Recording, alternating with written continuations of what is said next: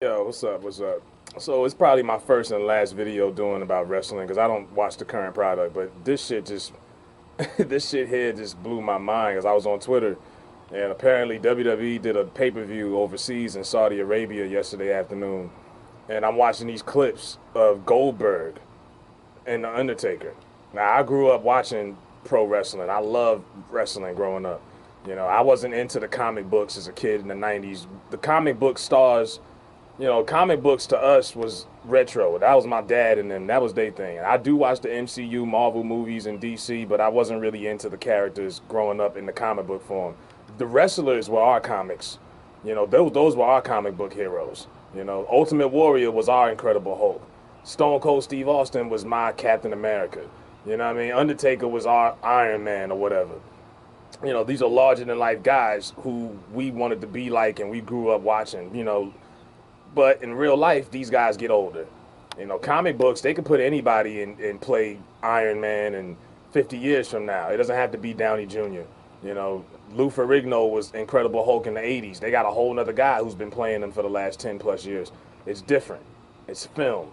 Wrestlers, they have to play themselves. And, I said on Twitter, if 1998, I would have been all over this. I would have been going crazy to see Undertaker versus Goldberg in '98. But in 2019, I was like, what the fuck is Vince thinking? Undertaker's 55 years old with a bad hip. He's got a big belly. He's lost half of the hair on his head.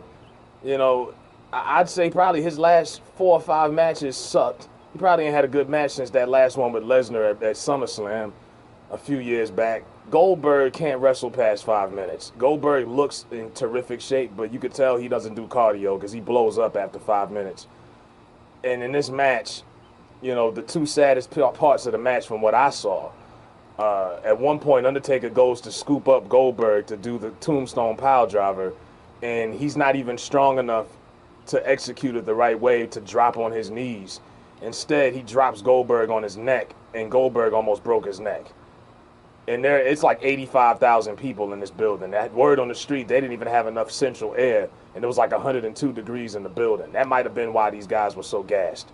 And then Goldberg picks up Undertaker to do his signature, the jackhammer. The jackhammer is like a introverted suplex. He picks you up, he holds you in the air for like 3 seconds, poses, and then he twists his torso and slams you on your back. He couldn't do that.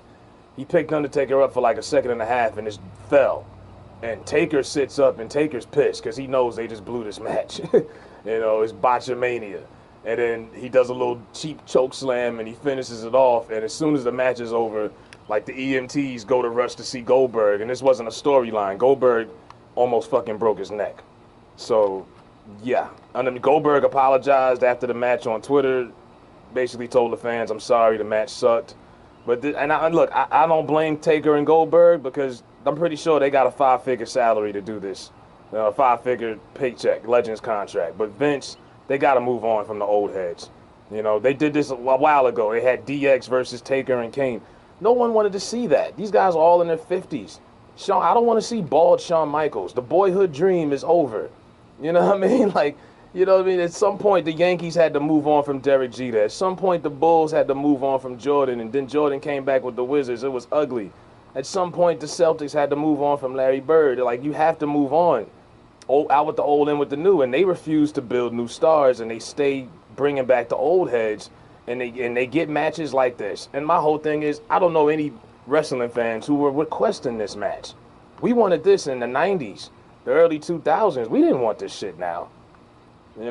It's like watching Akeem Olajuwon with the Raptors. It's like watching Charles Barkley with the Rockets, Shaq with the Celtics. It's just not the same. Deion Sanders in Baltimore. You remember that?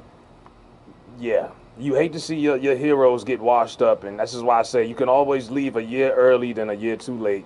This was horrible, man.